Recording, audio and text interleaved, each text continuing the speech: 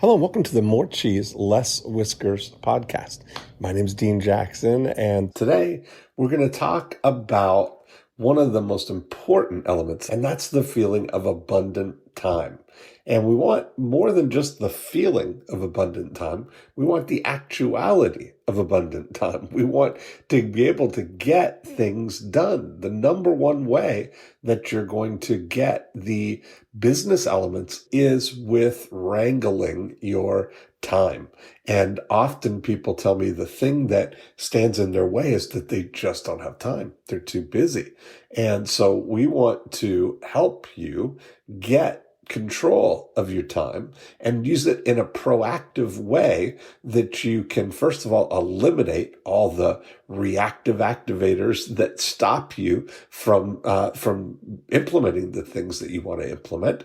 And so we've got a really great strategy for you, and I call it the 50-minute focus finder. So what you're going to listen to right now is a complete training, elegantly 50 minutes long, that is going to give you and equip you with a tool that you can use for a lifetime to get anything that you want to get done. So enjoy this episode.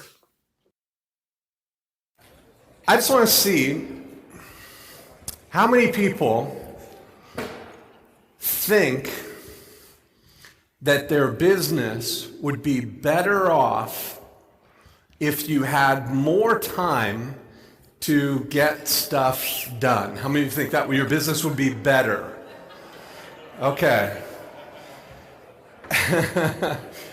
But sometimes, this is what I found when I was talking to people about productivity and about getting things done, and the common thing that I kept hearing is, I just don't have time for everything. And so I thought, what a great name for a peak productivity program, Time for Everything. There is time for everything. And I'm going to show you how to really make big improvements in the way that you approach, the way you manage your time, and your ability to get things done. Because you guys know that there's no shortage of cool ideas and things that you can install in your business right now.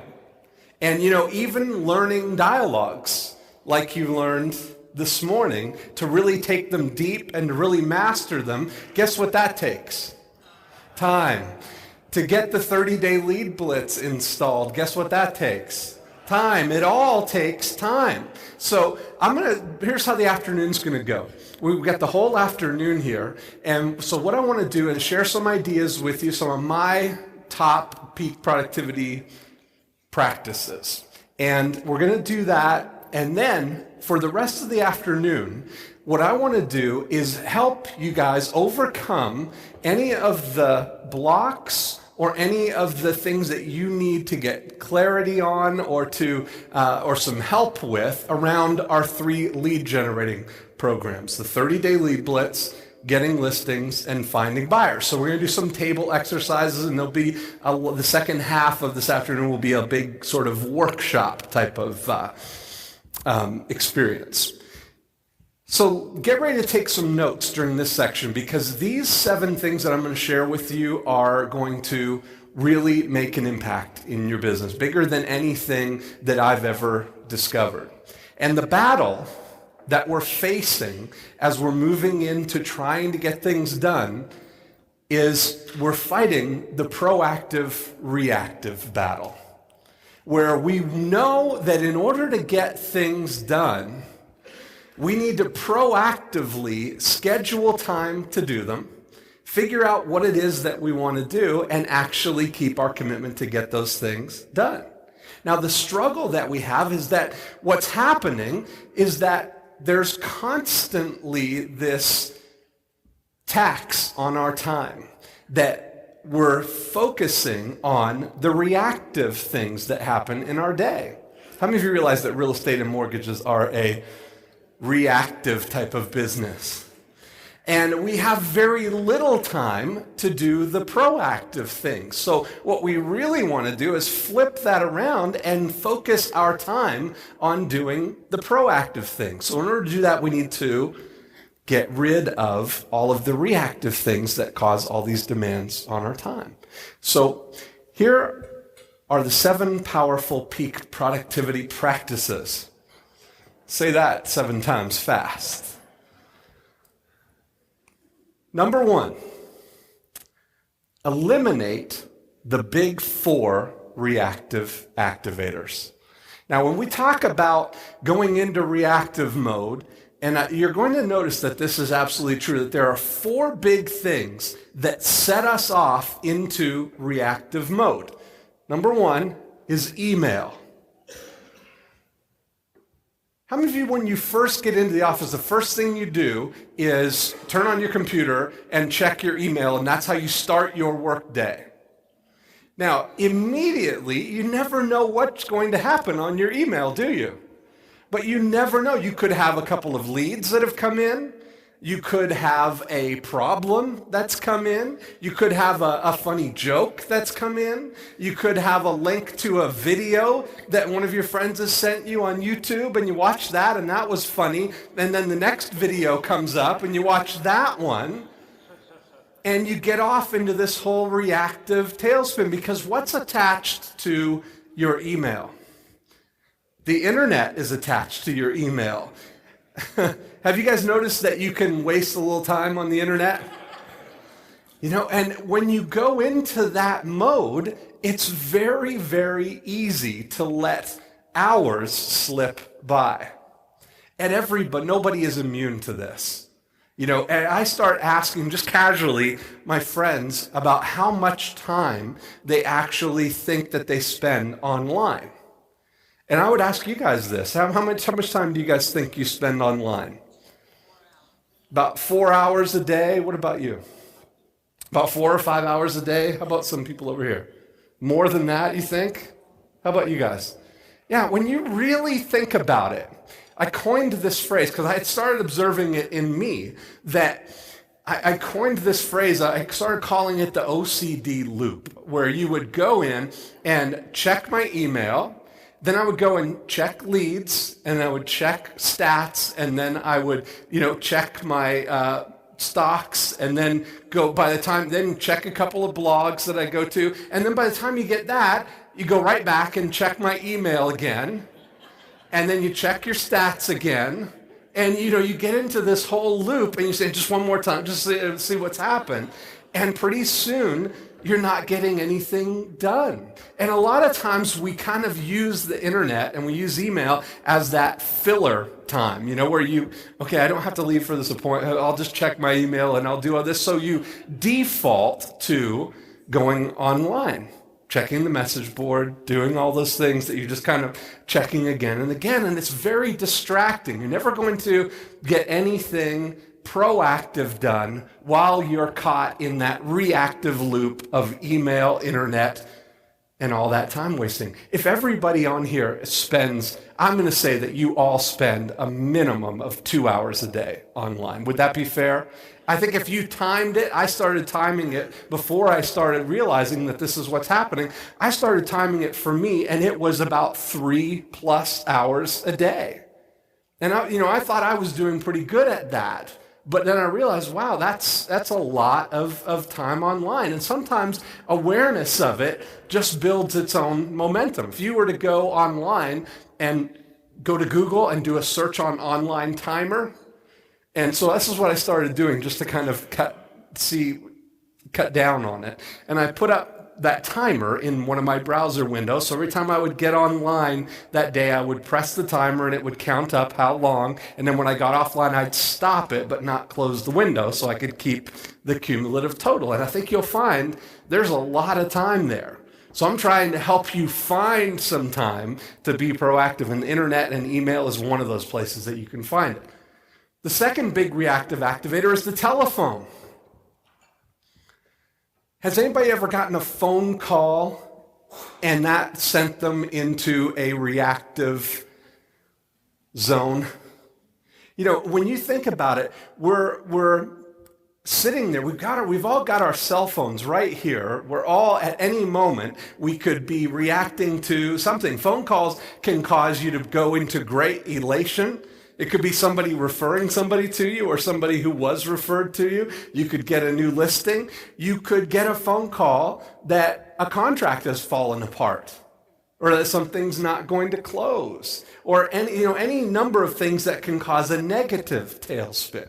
And so being reactive to that phone is another thing that drives us out of the proactive zone, reacting to the telephone. Now, that's why we spend so much time, we talk about at the main event and use the real-time voicemail message. How many people use a real-time voicemail message? And don't you feel freer for the time that you're not answering your phone, so you can put that aside? You guys have a big head start over most people who are just sitting there waiting for the phone to ring. Okay, the third big reactive activator is people. If you're in your office and you're surrounded and people might just pop in, hey, you got a minute? Are you doing anything? And you get into all kinds of conversations. You could talk about productive things. You can also sometimes talk about not so productive things. And it's easy to get caught up in a half an hour at a time talking to somebody that isn't really a proactive conversation, where they were just there and they started this conversation and off you go. So there's lots of opportunity there for eliminating those reactive activators. Now, the biggest reactive activator, the hardest one to get rid of, is your thoughts.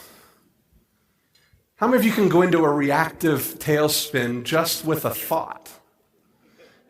It's funny, isn't it? How, have you ever heard of the butterfly effect? Where the whole thing is, if a butterfly flaps its wings in Tokyo, can that start, a thunderstorm in Houston?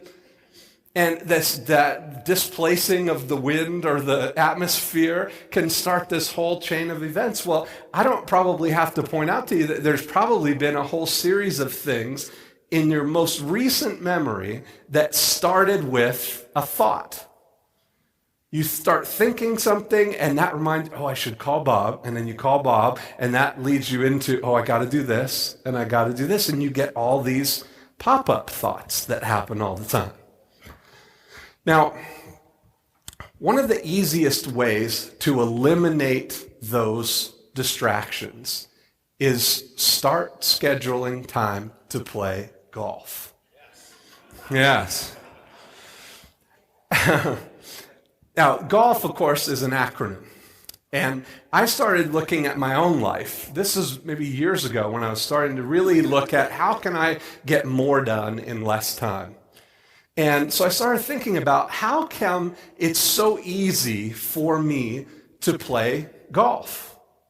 Because I never had a problem with that. I could schedule I blocked 4 hours off, and I could go play golf anytime, and it's very easy for me. So I started looking at it, and I came up with this acronym, where G, O, L, F all stand for one letter of a process, a thought process here.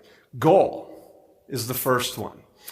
When I'm going to play golf, I've made up my mind that that's what I'm going to do. I made a decision that I'm going to play golf.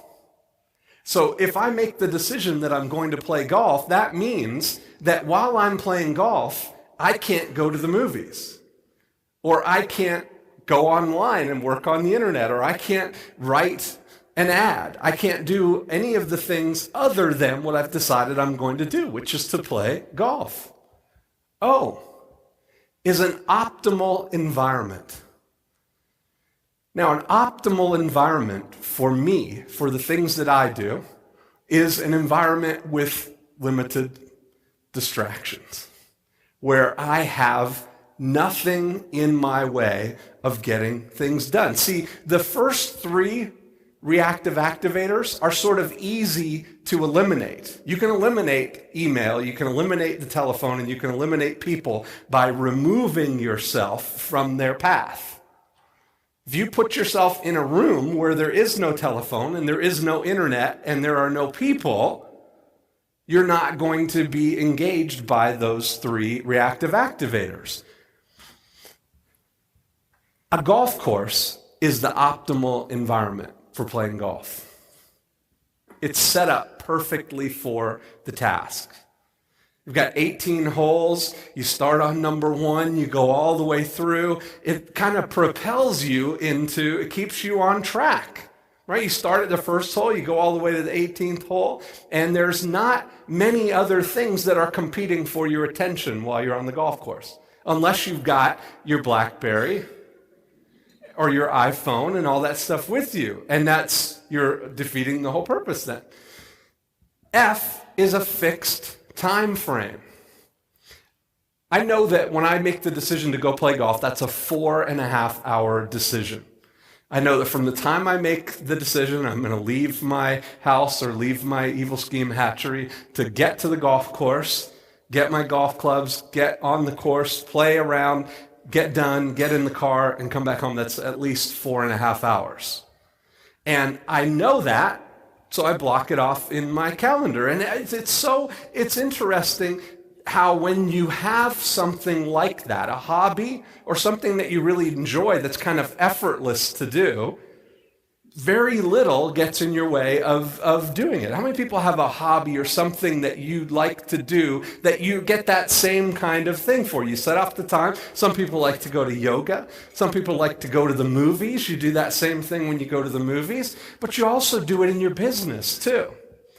When you go on a listing appointment, you're playing golf. You've got a goal. You're going to see about whether these people are 5-star prospects and whether you can help them sell their house. You've got an optimal environment. You're right there at their house. You're going to see all about their house. You've got limited distractions. You're not in the middle of the listing appointment saying, can you wait just a second? I'm going to check my email real quick. Right? A cell phone rings. You're not picking it up and answering the cell phone and talking to somebody, are you? You're not bringing other people in to socialize with you when you're having this. Can you come on and keep me company here? I'm going to go to this listing appointment.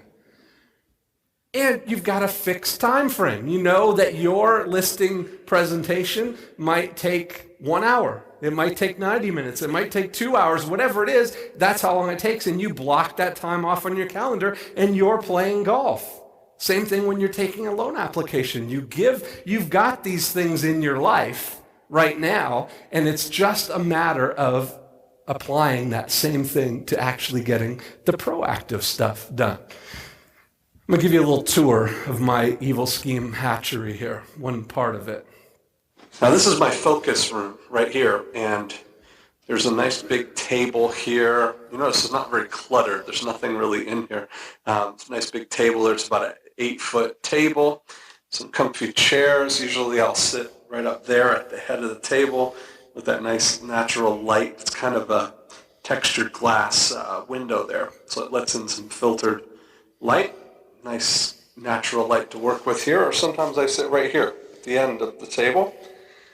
And there's my big whiteboard where I put up all the brainstorms that I'm doing, all the things that I'm thinking or need to kind of illustrate or work through. It's a great room. I can have up to 6 people in here and have really great focus sessions. I've had a couple of times where people have had a few people from By Referral Only come and do some summits here where we think all about the wonderful things we can do for you guys. Now, when you look at that environment, that is the optimal environment for getting something proactive done. There's no telephone in there. There's no internet, no email. And because it's behind 2 locked doors to get to it, there's no people who are going to disturb me in there. They know when I'm in there not to disturb me, that I'm focused completely on there. But even when you eliminate all those physical reactive activators, the thing that you carry with you are what I call your free-range thoughts. All the thoughts that are rolling around in your head that can send you off into a reactive tailspin. Have you ever sat down, you had the best of intentions, you set up your optimal environment, you decided you wanted to do something, you've eliminated the telephone calls and your email, but you sat down, and as soon as you sit down to focus, something pops into your head and you think, oh, I got to call this before I get started, or I've got to do this, or I've got to call about this contract, I got to get this waiver, and you get sucked back into your day. Has anybody ever had anything like that happen? Yeah, of course you do. Now, the thing that you can do to corral those free-range thoughts is to use the 50-minute focus finder. Now, this is something that I use a lot. And I'll share with you how and why this actually works. Because when you are going to focus on something, when you're going to focus all of your attention on something and you want to give it your full attention, the only way for you to really focus on that one thing is to be completely confident in your mind that that is the thing that you should be focused on right now, that you're not going to get in trouble for not doing something else. Now, there's not many things in your life that can't wait for 2 hours. Would you agree that most of the time sometimes things happen quickly, but you're not so worried about it when you're on a listing appointment. Even if you have a pop-up thought during a listing appointment, what do? You dismiss it, don't you? Okay, yeah, well, I have to do that right after. But has anybody in the room ever left a listing appointment because something popped into your head that seemed like it might be more important? I'm pointing these things out because I want you to really think about that. I want you to see that you are playing golf some of the time. You are doing it already. You're doing it when you're with your clients with things that you perceive as very high value. And there's resistance that we face when we try to do it proactively when we're not sitting there with somebody else, So the 50-minute focus finder, the way this works, and both Joe and I use actual timers for doing this. One of the most freeing things that I ever discovered was the use of a digital timer that will go off at a certain interval of time. If I can set it to 50 minutes and know that that buzzer's going to ding in 50 minutes, I can focus all of my attention and not have to worry about how long have I been in here or what's the time or anything like that. I know that it's going to go off in 50 minutes. Now, here's what I would recommend for you as your very first 50-minute focus finder is to get a yellow pad or 4 sheets of paper and set your timer for 50 minutes. And here's what I want you to do in that 50 minutes. I want you to write down every thought that's on your mind. Everything you can possibly think of. Now, it seems like you're thinking, wow, there's a lot of stuff going on there, and here's what's going to happen. For the first 10 minutes, you're going to have thoughts as fast as you can write them. As fast as you can write them down, they're going to come. You might start slowing down at 7 minutes or 8 minutes, but then a couple of more will come, and you'll feel like you're completely done at 10 minutes, but you're not. Because at 10 minutes, what happens is now you can focus into, instead of the things that are immediately on your mind, all the surface things, now you start moving into the proactive things, the things that you'd like to do, the things that you've been meaning to do, the things that you would love to do at some point. And if you spend 50 minutes writing down all of these thoughts, I would challenge you to get to 100 things that are on your mind that are all right there. And the first thing that you're going to notice when you get all 50 of those done is that you will have an immediate sense of relief. You'll immediately feel like, wow, it seems much more manageable when you look at it on 4 sheets of paper than when it's rolling around in your head. And no thought is too significant or insignificant to write on your sheet of paper there. It could be as easy as get milk, or it could be as big as how am I going to pay for retirement? Or how am I going to pay for college? It could be any of those things. When you get them all out on that piece of paper, what you're going to find is that you've got enough ammunition on that piece of paper to fuel all of your proactive endeavors for the next 60 to 90 days and beyond. Now, what you'll also notice is that as soon as you do that 50-minute focus finder, you're going to see that a lot of the tasks kind of group together, especially the ones on the first page from the first 10 minutes. You're going to look through them and you're going to see there's a lot of phone calls that you might need to make. So you might want to go through and kind of, put a little check mark beside all the phone calls that you have to make. There might be a whole list of things that you can pick up when you're out and about. So you go out and you block them all at one time to go out and pick up your dry cleaning and drop off that waiver and get yourself a timer and get some office supplies and get all the things that are there for you. You might find that there is a whole list of things that you want to do online, proactive things that you want to do online. You don't listen to any of the trainings or start going through the 30-day lead blitz or the getting listings program. All of those things are proactive things. And a lot of times you may have had those in your mind that, I would like to get that getting listings program going, or I would like to get the 30-day lead blitz going, but it never gets beyond going to the top of the list because it can't jump over all the things that keep popping up whenever you schedule time to do the proactive things. Number 5 is the 50-20-50 solution. This is how I get everything that I get done. What I look at doing is blocking off a period of 2 hours, a 2-hour chunk of time. So all my days I'm looking, and I know that the first thing that I'm going to do, the first proactive thing, is to block off that 2 hours where I'm going to do a 50-20-50 block. And what that means is a 50-minute session of where I'm completely focused on that one thing. The buzzer goes off, the timer goes off, I press stop, I set it for 20 minutes, and then I completely disconnect for 20 minutes. I may lay down, I may stretch, I may go down to the cafe and get mocha and come back up to my office. I may look at magazines, I may take a nap. Whatever it is, I know that buzzer's going to go off in 20 minutes, so I'm not worried again looking at the watch or figuring out when I've got to get back to work. I know that the buzzer's going to do that for me.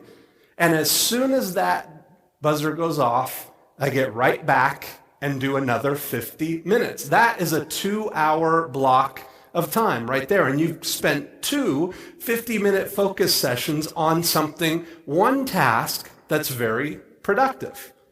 And if the more time that you can find to put in those chunks of 2 hours into your schedule, the more that you will get done. You'll be amazed at a couple of things. First, you'll be amazed at how long 50 minutes is the first couple of times that you do it.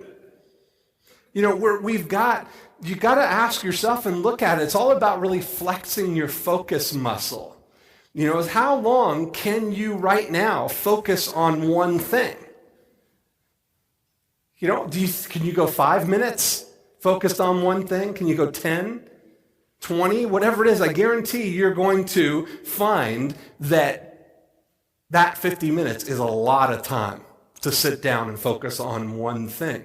Now, what you'll also find is the first few times that you do it, after you get into the rhythm of it, you'll be able to flex that focus muscle and be able to get a lot done in that 50 minutes. You'll be able to focus on one thing for those 50 minutes, but you can't do it unless you've corralled all of those free-range thoughts that are rolling around in your head, so that you know that while you're doing this 50-20-50 block, that you're okay, that there's nothing that you really have to focus on other than what you want to focus on for these 2 hours.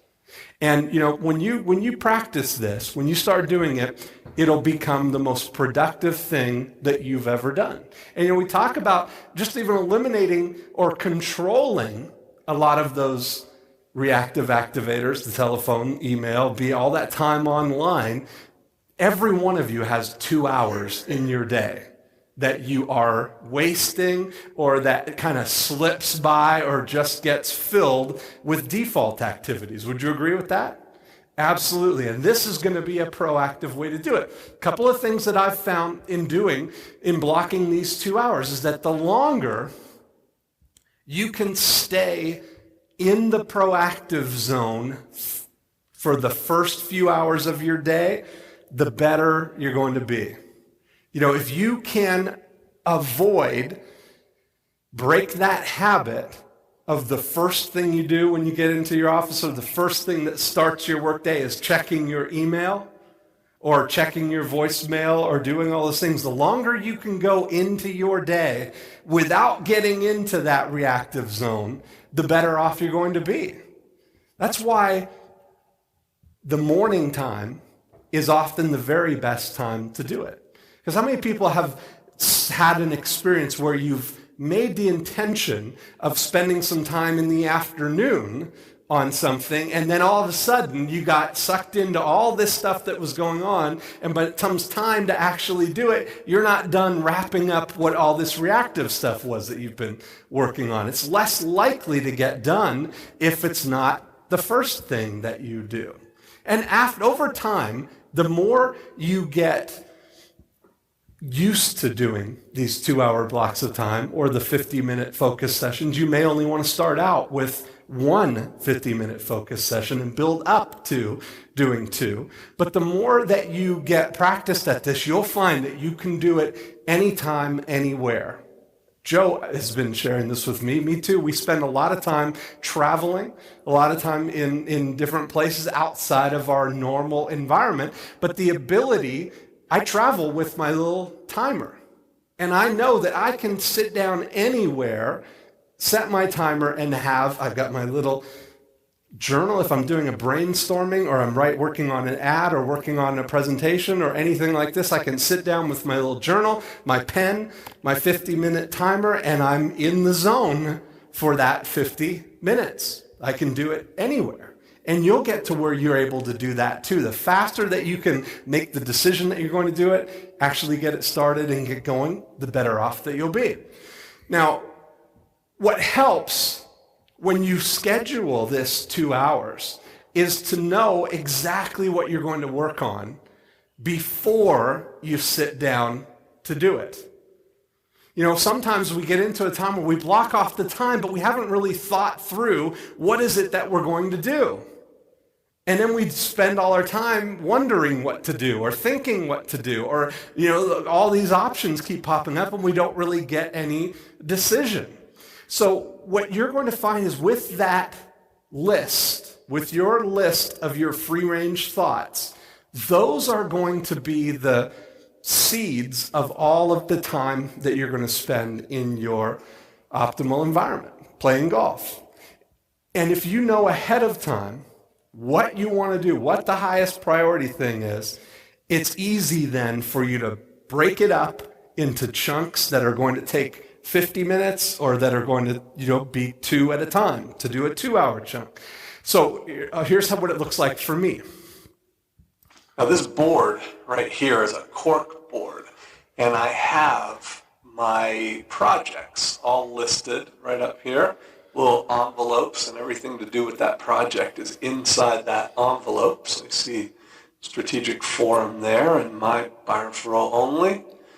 And then each of these cards that I stack up down the left-hand side here, each of these represent a focus session, what I call it, where it represents, say, between 1 to 2 hours of focused, uninterrupted time thinking or working on one specific project. So what I do is I come out of the comfy sitting area when it's time to go focus. I pull off one of these focus tickets here, grab the envelope for the appropriate folder or project, and then I go into my focus room.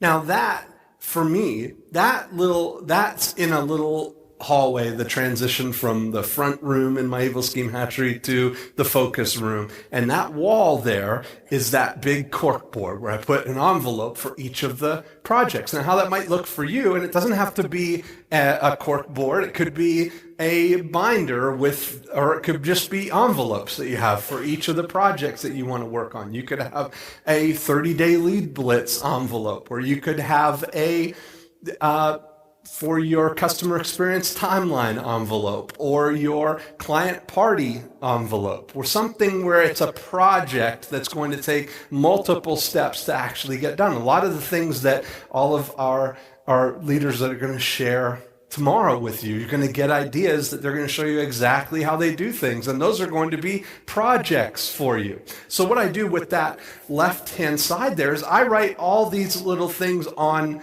what I call focus tickets. They're just index cards that I put one project, I isolate one thing on that index card, and that way I can constantly sort through them and figure out which ones are the highest priority. I put them in order of what I want to do. So I don't have to spend any time thinking about what I'm going to do when it's time for me to do what I'm going to do. You know, I can walk right in. I know I've got that time scheduled. I walk right in. I take the top ticket. I take that envelope. I go in. I set the timer, and off I go. And I know that that's what I'm focused on. So the same thing will work for you. Number 6 is to stop multitasking and focus on one thing at a time. How many of you feel like you're good multitaskers? Yeah. Now, here's the myth about multitasking, is that there's no such thing as multitasking. You cannot do two things at one time. And what you're really doing is you're switching between things really quickly. So you're not really doing any one thing. I always do a little experiment like this whenever I'm with somebody explaining this concept of not being able to multitask. I will have them get a clean sheet of paper, and I will get a clean sheet of paper, and together what we'll do is we have 3 columns of things where I'll have them write let's do it. Let's do this right now. Get a clean sheet of paper. Now, get a partner. So you turn to one of the people right beside you. This is going to be your partner here. And what we're going to do is we're going to have a little race. Okay, so you got one sheet of paper big enough to have 3 columns in it. So divide it into 3 columns first off. Okay, now in column 1, what you're going to do is you're going to write the even numbers between 2 and 24. So you're going to go 2, 4, 6, 8. Don't do it yet. Don't start yet. But that's what you're going to do in that column. You're going to write the even numbers between 2 and 24. In the middle column, what you're going to do is you're going to write the months of the year. January, February, March, April, May. In longhand, you're going to write the whole word out in that middle column. And then in the third column, what you're going to do is write the odd numbers from 1 to 23. Okay, so first column is even numbers, 2 to 24. Second column is the months of the year. And the third column is the odd numbers from 1 to 23. Now, one of you is going to write each column individually. So you're going to write all of the odd numbers down, then you're going to move on and you're going to write all of the things from column 2 and all of the things from column 3. So that will be the person, the non-multitasker. So look at your partner, decide which of you is going to be the non-multitasker.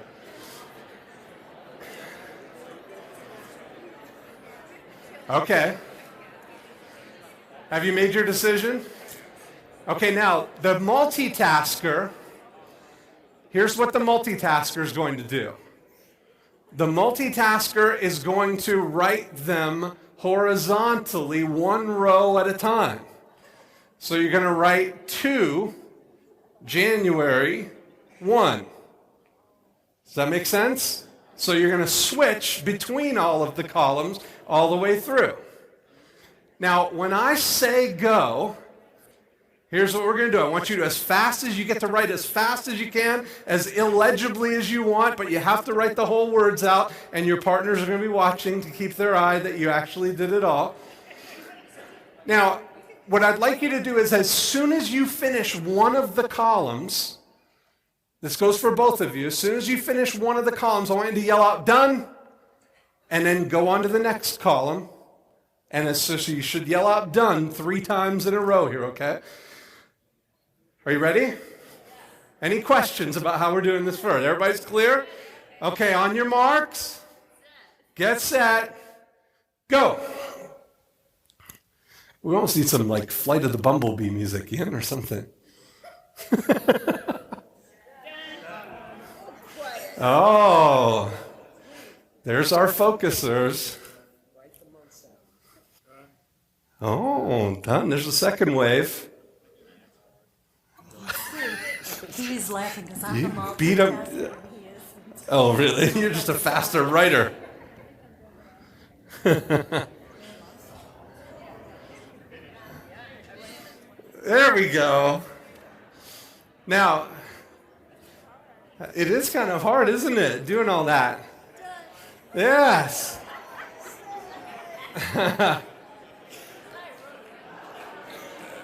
Done, done, done. There we go. Now we had a flurry of doneness at the end by all of our multitaskers. Yes. Now, here's the thing. How many of the focus people actually won the race, first off? Okay. And you know what?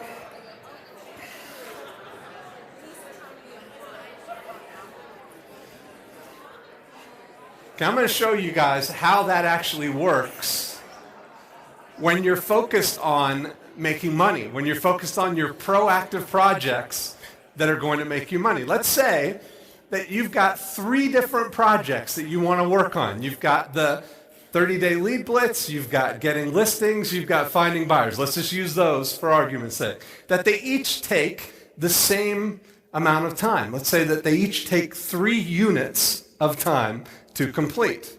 So one approach, the multitasking approach, might be to take a little bit of time to work on A, then work on B, and then work on C, and then go back and do ABC, ABC. That would be the multitasking approach, and after 9 units of time, we'll have all 3 of the projects done. Now, if instead of multitasking and switching back and forth between all of them, if we focus on just project A, after 3 units of time, we're done with one of them. We've got something, and this is key because these projects are projects that actually get you bankable results, which get you what? Money. So you've got a money-making project that is out in the world, done, and creating revenue for you. Now, you're working on project B, and after 6 units of time, you've got 2 money-making projects out there getting you a result before you would ever have gotten one done using the multiple approach. Now, here's what really happens, is often we start out with the ABC method, but by the time we get ready to come back around to A, guess what pops up? And then we get back to A, B, C, D, and what pops up then? E. How many of you are on that kind of a time management loop? Where you get all of these projects, you've got all these things going on, none of them are done, you've got them all sort of half done. And so the thing that you really want to focus on is how can we get one thing, the most important thing, done? All of these programs, I assure you, are going to be valuable and useful to you 90 days from now. They're going to be valuable and useful to you 6 months from now. You don't have to feel like you've got to get it all done all at once. How many people have been a Bar Froley member for more than 5 years in this room right here? Now, have you run out of things to do?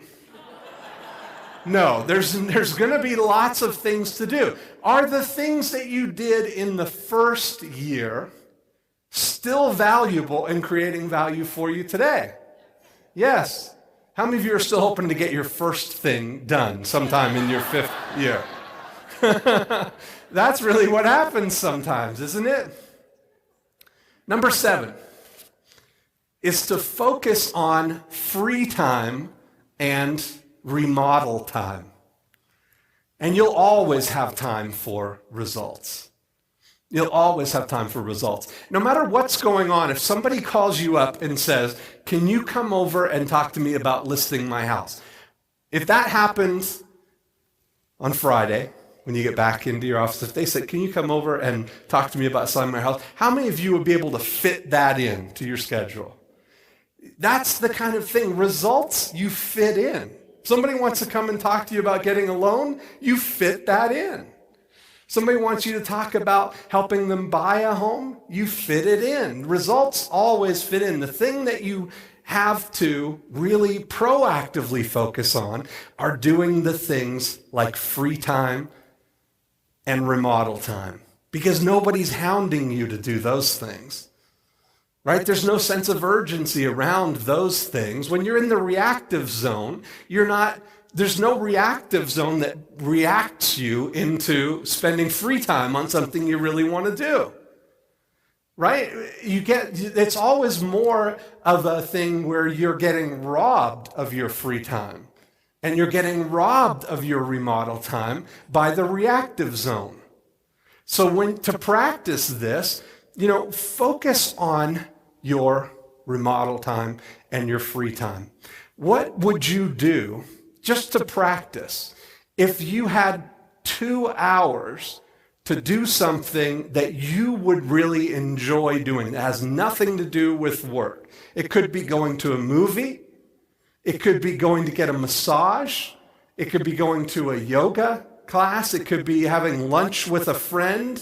It could be date night. It could be any of those kind of things that you would really enjoy. Practice by blocking those things off and working around them first. Same thing with your remodel time. If you've got the very first thing, you've already got your first few 50-minute focus finders blocked out. You've got your first task is to do that list of 100 free-range thoughts. Get them all gathered down. What that will lead to is that's going to give you all kinds of ammunition to fill the next 7 50-minute focus blocks, where you can take 50 minutes, make a lot of those phone calls that you have to make. Or take a 2-hour block, go out, run all over town and get all the things that you have to go and get or drop off or do. Those are going to fuel all of the initial remodel times. Once you get those immediate things, it's almost like I talk about this concept of being in time debt. Does that ring true for anybody? Where you've got all these things that you have to do. You've been putting them off, or they're kind of piling up on you, and you can't really, it's hard to focus on proactive things when you've got all this stuff that you really have to do, or you should do, or you need to clean up. Things like your inbox in your email. Things like your physical environment in your desk or your office or your home or anything that's like that, your car, all these things, those will be good things for you to proactively take care of in your focus sessions initially, and it will fuel everything else. What would your ideal week look like?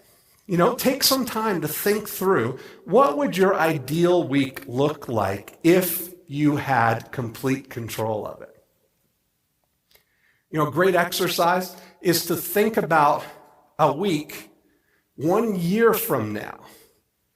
Not this next week or not a week next month, but 1 year from now, what would your ideal week look like? Would you like to fit into your ideal week time to play golf? Physical golf, real golf?